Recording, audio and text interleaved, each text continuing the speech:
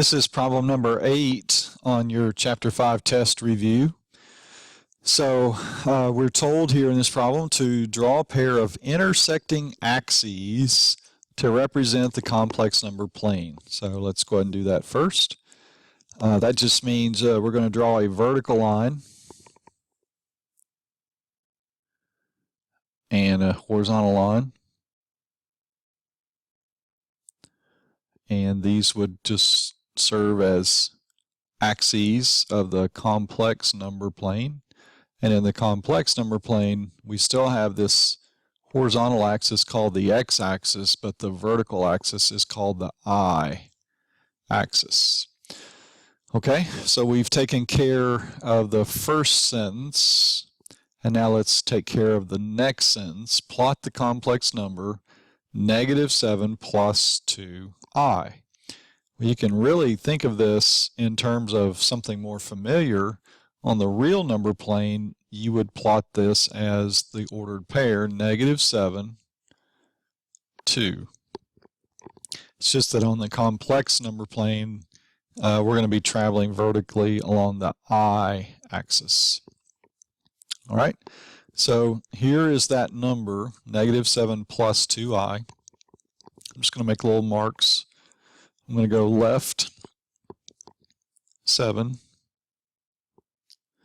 and then from there I'm going to go up 2, and that dot on the complex number plane represents the number -7 plus 2i. So plotting a complex number is really pretty easy. So now let's answer that last question, which says, how far is this number from the origin?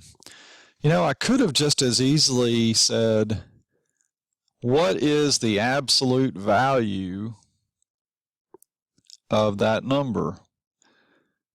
Those are two different ways of saying the exact same thing. Oh, sorry about that.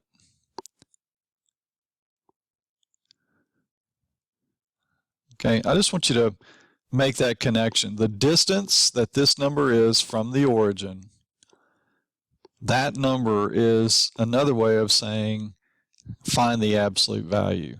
Okay, just like in real numbers, the distance from the number 0 on the number line is what absolute value is.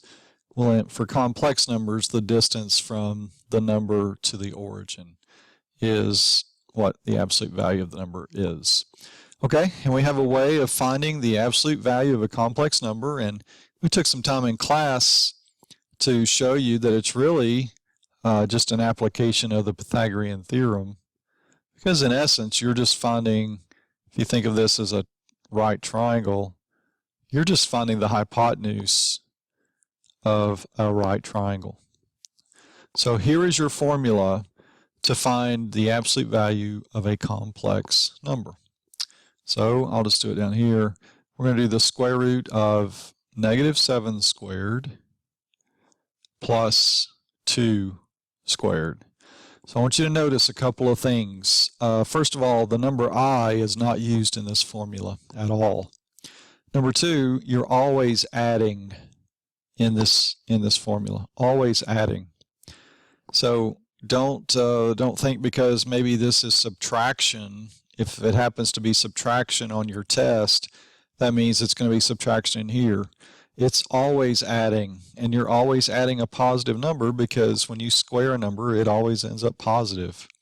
Okay, so keep those two things in mind because I see those two mistakes quite often. All right, so here we go with the square root of -7 squared is 49, and of course 2 squared is 4. And we get the square root of 53. Now on the test, I'm going to tell you to give me that as a decimal. I didn't do it on here. So if you stopped with the square root of 53, you're doing great. You understand how the formula works. But on the test, since we do want this as an actual distance, I'm going to ask you to give me a number rounded to either the tenths or the hundredths. So you'll just need to find the square root of 53 in your calculator. And it's a big long decimal, of course, 7.28. Let's just round it to 2 decimal places, and we'll say it's approximately 7.28 is the distance from the origin to this complex number. All right, so we just want you to understand that when you're finding this distance, you are literally finding the absolute value using this formula.